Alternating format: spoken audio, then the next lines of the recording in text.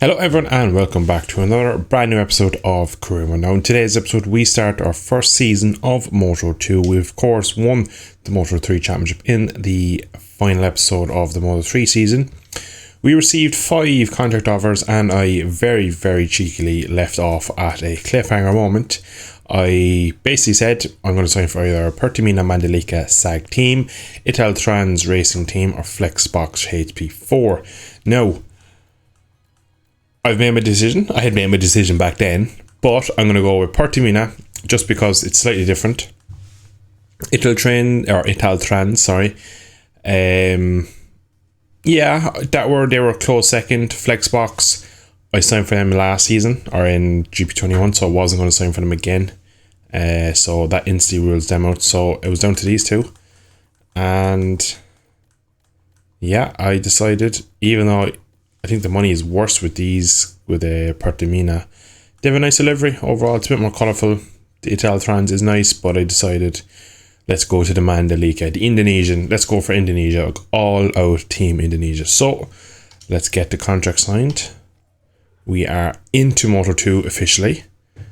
We can now advance to the end of the season, where pretty much nothing is going to happen.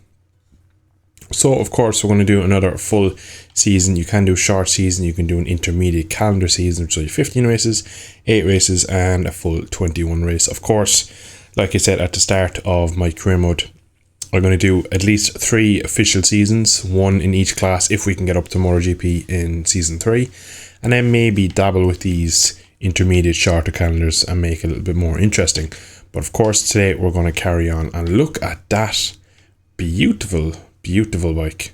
I love the design down the side of the fairing and the front fender and the tank. The colour is pretty nice. It's very bright, colourful. I like the leathers. This year I have also switched to Dainese. You might notice there that the big Dainese on the back of it. Sticking with the same helmet now, I do have a new number. Again, this was made by Sergio. He made my helmet last year, my number last year, so massive shout out once again to him. Check out any of the PC helmets and stuff like that. He makes loads of them. His work is second to none. Truly is absolute work of art. And yeah, I'm sticking with this helmet for this season. It's actually pretty cool. I don't really want to change it. I still haven't got sick of it, which is some things you kind of get sick of a helmet after wearing it too long. This one I could probably wear all of this game's cycle and I don't think I get sick of it. I just think it's so cool. But we're going to advance now though, because we have pretty much nothing else to do, and now we have our cutscene.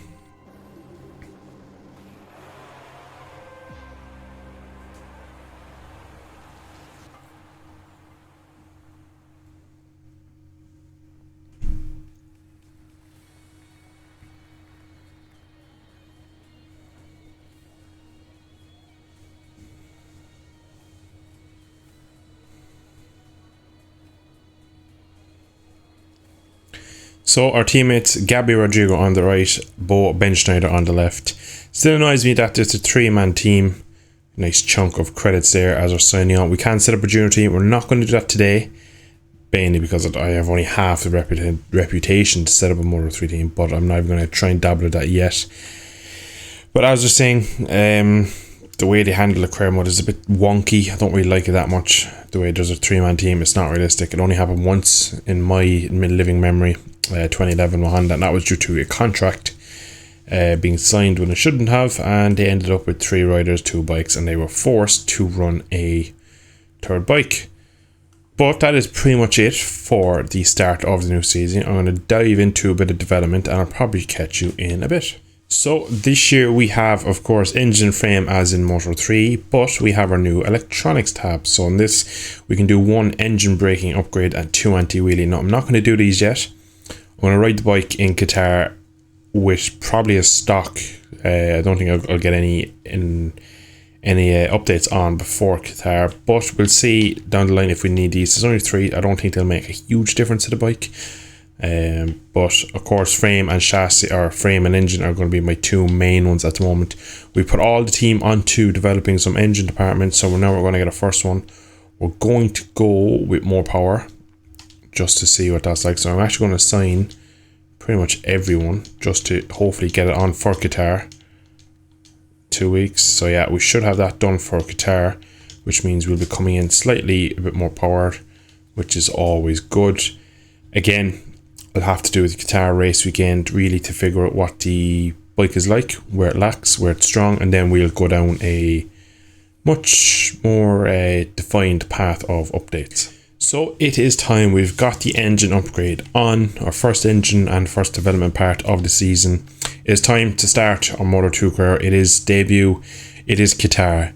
Under the lights, it's going to be good. Let's jump over to the end of practice. So end of the 3 free practice sessions, we end in P11. Now, I must say I'm much more at home on a Moto2 bike than I am on the Moto3 bikes on this game. The heavier bike, a bit more power, a bit more rear wheel steering, and it feels like a much more steady front end. Already I feel better than I did throughout the whole Moto3 season. I could ride the bike in a way I liked it more. I could enter the corners better. So already I feel a lot more comfortable. Pace doesn't seem too bad in the 57, so I'm in the ballpark. So happy over that. Overall, pretty good. And I look forward to qualifying. So mid 57s, low 57s is probably the qualifying pace. So our first qualifying session of the new season begins in a very bright Qatar. You completely forget every year that the Moto2 class basically runs during the day as well as the Moto3 class. But we've gone with a medium front software. Of course, these bikes do not have traction control, which makes them a bit more fun to play with, I think, because they like to step out of it. They're not so dead like a Moto3 bike. There's a bit of riding in them. So far, I feel just so much more comfortable and confident on these bikes, which is brilliant, really. It increases your enjoyment in the game, really, which is that's all about, really. So far, this has been a pretty tidy lap. First time all weekend using a soft, and it looks like it's slightly overheating. I am putting it through the ringer touch, very deep in there.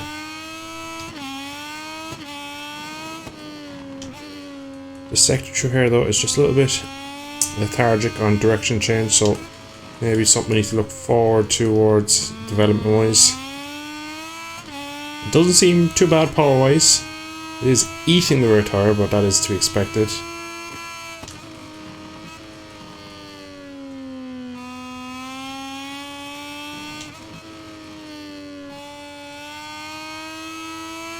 Critical part of the track for lap time, the fast right-handers.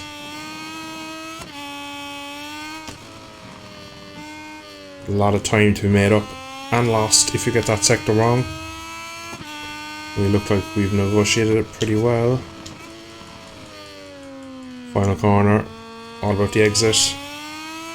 That hooked up very nice considering the temperature of the rear tyre. Up to the line, a low 57 is the goal. It's going to be a 57.7. Not too shabby. Couple of tenths quicker than we went in practice. Should see us in the top 10, I would hope.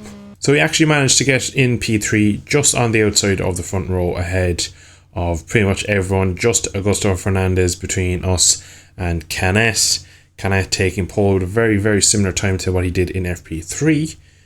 I was a bit surprised it didn't go a bit quicker. I found 2 tenths with the soft rear. Tied up my lap a bit. Again, small few mistakes. Overall, I feel pretty good. Now, it's going to be a bit of a battle for temperatures in the race though.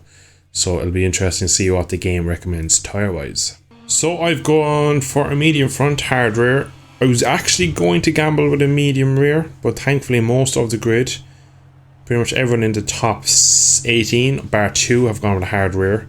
So yeah, it is pretty much the chosen, what the hell's going on in the background. Again, people running off the track. But hard rear was pretty much the selected tyre throughout the grid, so at least I won't be the only one struggling if it is the wrong tyre. A new season awaits us. What can we do by the end of this 21 race championship?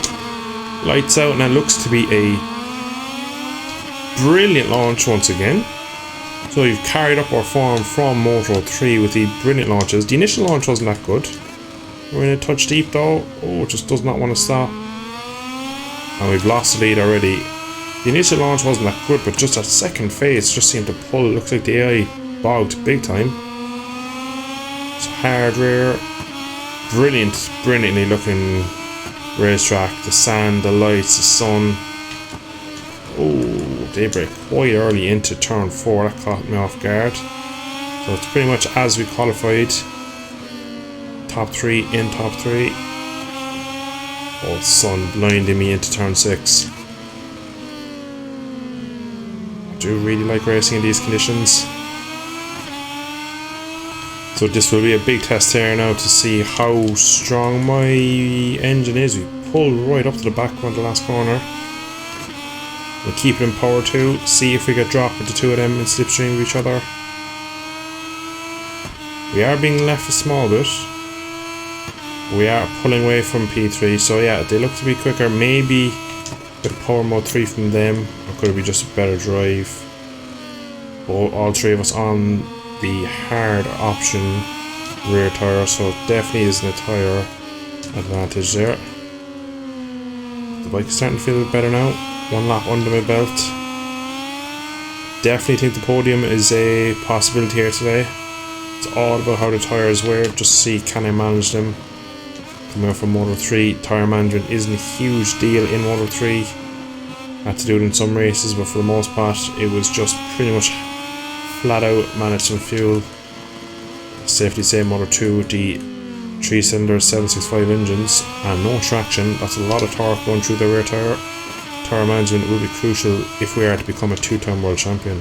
We're right on the back of Canet once again, but this part of the track is where I'm struggling with most. Every lap through here they seem to gap me, and Marcel Schroeder in P4 seems to like he wants to be making a move. I see him just in the bottom of the screen. I'll just park it, try and get a good exit.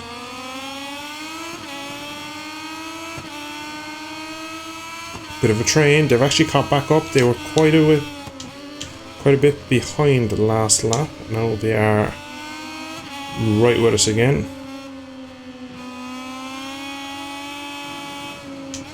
Overall, it's been a very good lap so far. Up by nearly a second. Oh, touching the curb there. That front was on the move. Right up to the back on the final corner. With a power 3 for the exit. Now, can we slipstream ourselves into the lead? We're gonna get the fast lap of the race anyway. And we get the lead as well for the time being. Just over half race distance gone. Tyres feeling good. We have pace. Let's see, can we use it at the front?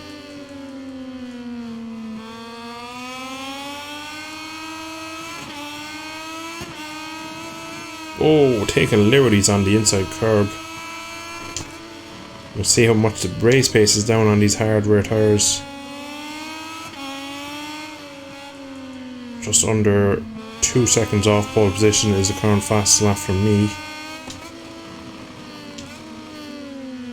So far though, this Moto 2 bike is absolutely feeling like a dream to ride. But I still need to keep my wits about me. I'm still a rookie in this class.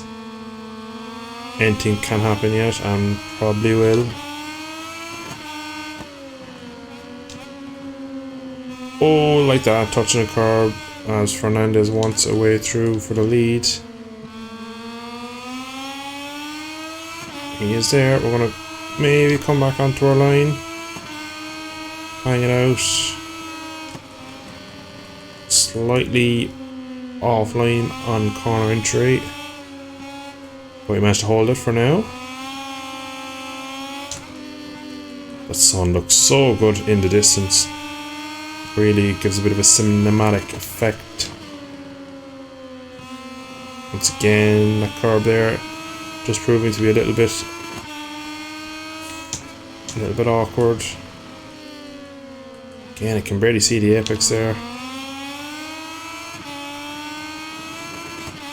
Square that off quite well. We're going to just drift across out of the slipstream. It's pretty much line and stern the whole race so far. That was a much slower lap that time around, of course.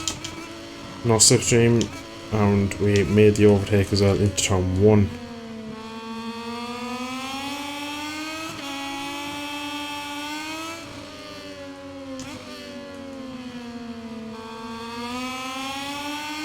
Fernandez fighting back. Oh, small bit of contact.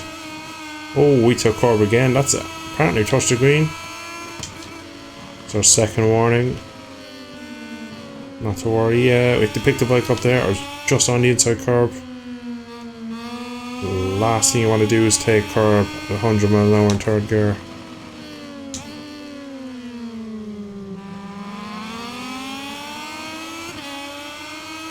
Cannot's got a good run.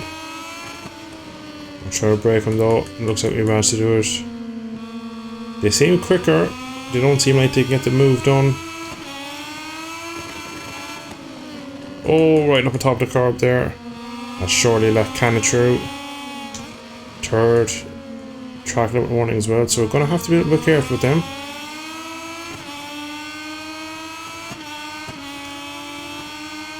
Half tank of fuel, so we are doing well on the fuel. I'll leave Can lead for now. He can be my marker just for a few laps. Saying that though, Augusto Fernandez looks racy. He looks like he wants to go with Canet. He's starting to drop me small through the fast rights. Ooh, curb again. Can't do the same.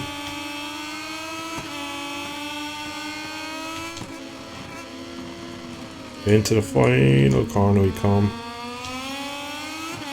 Oh, rear tyre stepping out. Now we're going to sit in his slipstream, hopefully get pulled away along this kilometre long straight. Oh, right up to the back of him. Front is on the move there. Just got sucked in small by the slipstream. Just keeping the inside line away from Augusto Fernandez. I'm having a small bit of trouble now trying to turn the bike. I think I need to put the hammer down because it looks like Kenneth has pace to get away at the front.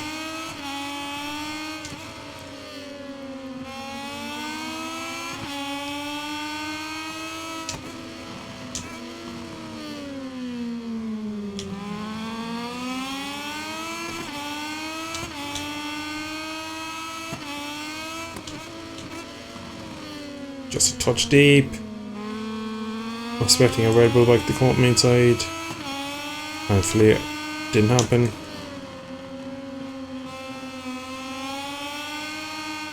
Whoa! The bike just turned weirdly there. That was weird. Felt like I lost the front in the change direction. It looks like Canet has won this one. He's pulled away massively. I know we've done a lap, but I got another long lap warning. Which means only one away from a penalty, so this last lap has to be pitch perfect. And the tyres are starting to move around. Augusto Fernandez is not making it easy either.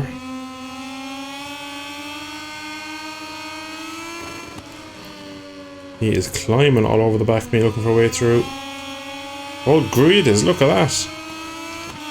It looks like they have more pace, but they just don't know how to pass, which is weird. Considering Moto 3 AI. Oh, lost the rear, that's podium gone. No. Big mistake, putting the Costa now into the slipstream. Gonna get back past the Costa, I reckon. Gonna run probably 3 for the last lap. We do have the extra fuel. Back and into turn 1.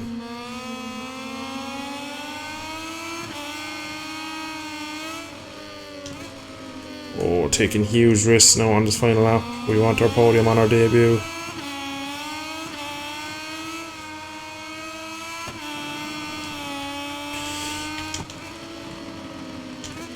Gonna have to try something on Marcel.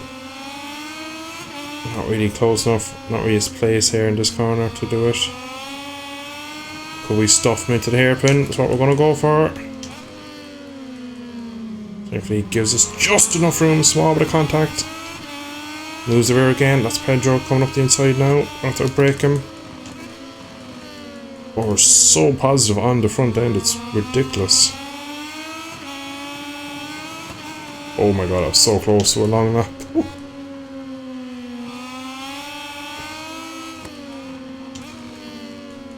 One place I can try it into the fast right. Need a good exit though. Small the wheel spin. Not really close enough. Nowhere near close enough. Bike's unsettled on entry. I think the podium is gone. Unless they make bags of the final sector, I reckon our podium is out the door. Canet has disappeared up the road. Oof. They are weak into the final corner though. Are we close enough for a dive? Me think so. Me think so. Small wheel spin. Oh, there's contact. He's at the roll. Don't have the run for P2 though. It's going to be a podium. Started P3. Came home P3. Canet pulling pretty much 0.8 over my fast lap on the last few laps. Whew. Interviews with the riders who made the podium. But in the meantime, let's take a look at the final standings of this Moto2 race. So it looks like for some reason the AI can't pass you, which is a bit weird. Maybe it's a Qatar glitch, or maybe it's a Moto2 issue. Either way, very strange because they all seem to hold their pace behind me, even though as soon as Canet got into lead, he dropped down to a low 58. So he had the pace, but he just couldn't make it work behind me. I think the rest of the AI might have been similar to a certain extent. But can't really complain. Nice that move on Marcel Schrotter into the final corner to capture a podium in our rookie race, debut race in the class. Can't be dissatisfied with a race like that. Absolutely brilliant performance. Delighted. Parc Fermé, where the third place finisher has just arrived back. This is a podium that's good for the morale of the whole team and confirms that the rider bike package is... Right then, I am going to leave it there for today's episode. I hope you have enjoyed. Brilliant start to my debut in Moto2. I feel very, very confident, very happy with this team and bike combination. I'm going to give it another few races before I do any more upgrades. Just want to see exactly where I struggle. It felt like just in that race I just struggled with a full tank of fuel and the harder tyre on the rear. But it will be interesting in Mandalika, Termas and Texas to see how the bike reacts to such different tracks. So before we go mad down one development path, I just want to give the bike a bit of time just to see where really I need the upgrades. But for now, it looks like we are pretty competitive out of the box anyway. But I'm going to leave there. I hope you have enjoyed today's episode. If you did, drop a like down below. Subscribe to see more. I shall catch you all in the not so distant future. Bye bye.